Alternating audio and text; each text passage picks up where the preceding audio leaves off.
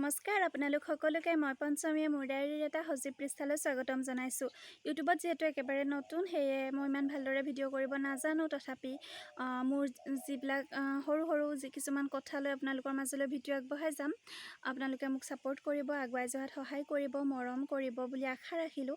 মোৰ চেনেলটো ছাবস্ক্ৰাইব কৰি থ'ব, সকলোবিলাক ভিডিঅ' চাব, লাইক কৰিব, কমেণ্ট কৰি জনাব কেনেকুৱা পালে। আৰু আজি হ'ল ইংৰাজী 18 অক্টোবৰ, অসমীয়া আহিন আৰু কাতি মাহৰ দুমাহী, অৰ্থাৎ আজি কাতি বিহু বা কঙালী বিহু। সেয়ে মই পঞ্চমী আৰু মোৰ পৰিয়ালৰ সকলোৰে তৰফৰ পৰা আপোনালোক সকলোলৈকে কঙালী বিহুৰ আন্তৰিক শুভেচ্ছা জ্ঞাপন কৰিলোঁ। আচলতে কঙালী বিহু বুলি ক'লে অসমীয়া এটা জাতীয় সংস্কৃতিৰ এটা প্ৰতীক বিহু, আৰু তাৰে ভিতৰত এটা অন্যতম হ'ল কঙালী বিহু বা কাতি বিহু। কঙালী বিহু বা কাতি বিহুত আমি কি কৰোঁ, তুলসীৰ তলত চাকি জ্বলাওঁ, আকাশবন্তি জ্বলাওঁ, ধাননি পথাৰত জ্বলাওঁ, যাতে কীট পতংগই শস্যবিলাক অনিষ্ট কৰিব নোৱাৰে আৰু কৃষকসকলে যাতে ভঁৰাললৈ শস্যবিলাক ভালদৰে আনিব পাৰে, তাৰে কামনা কৰি আমি চাকি জ্বলাওঁ, আকাশবন্তি জ্বলোৱা হয়। আৰু ঘৰৰ বাৰীতো শস্য যিবিলাক থাকে, শাক পাচলি, সেইবিলাকৰো উন্নতিৰ বাবে চাকি জ্বলোৱা হয়। আৰু যিহেতু সকলো অসমীয়াই কঙালী বিহু পালন কৰে, আৰু আমাৰ ঘৰতো আজি কঙালী বিহু পালন কৰা হৈছে, চাকি জ্বলাম আৰু আপোনালোকে চাই যাব ভিডিঅ'টো। এইফালে মায়ে ধুই আছে বুট, মগু, কল এইবিলাক, যিহেতু গধূলিলৈ তুলসীৰ তলত শৰাই আগবঢ়াবৰ বাবে লাগিব। আৰু ভকতৰ সংখ্যা তেনেই নগণ্য, আয়োজনো সীমিত, ওচৰৰে ভণ্টি দুজনীমান আহিব আৰু সিমানেই। এয়া হ'ল দিনৰ 1 বজাৰ আকাশখন, বহুত ৰ'দ দিছে আৰু বহুত গৰম এইকেইদিন। আৰু এইফালে দেউতাই পাৰিব লৈছে নাৰিকল। ঘৰতে নাৰিকল গছ দুজোপা আছে আমাৰ, তাকে পাৰিব, বজাৰৰ পৰা কিনি অনাতকৈ ঘৰৰ নাৰিকলেই খাম।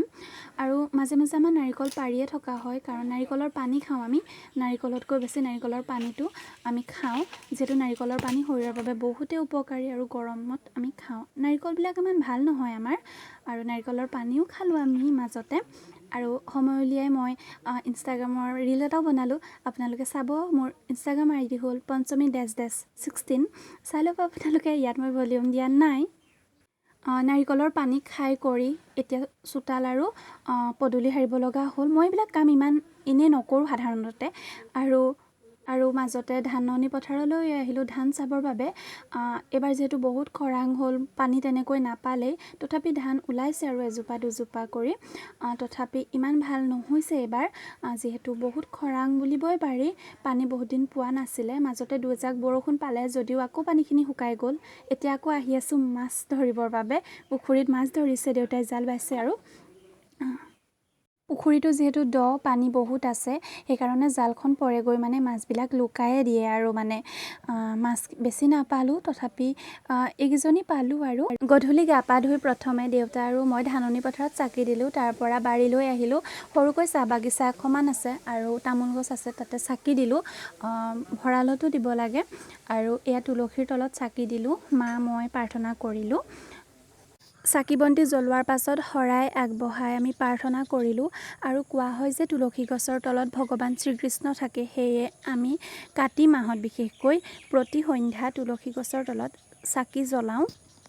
সকলো অপায় অমংগল দূৰ কৰি, সকলো অশুভ শক্তি নাশ কৰি যাতে সকলোকে ভালদৰে ৰাখে, তাৰে প্ৰাৰ্থনা কৰিলোঁ ভগৱানৰ ওচৰত। আজিলৈ ভিডিঅ'টো ইমানেই আছিলে। সকলোলৈকে পুনৰবাৰ কঙালী বিহুৰ শুভেচ্ছা জ্ঞাপন কৰিলোঁ। পুনৰ অন্য এটা ভিডিঅ'ৰ সৈতে লগ পাম। আজিলৈ ভিডিঅ'টো শেষৰ বাবে চোৱাৰ বাবে অশেষ ধন্যবাদ। মোৰ চেনেলটো ছাবস্ক্ৰাইব কৰি থ'ব। ধন্যবাদ।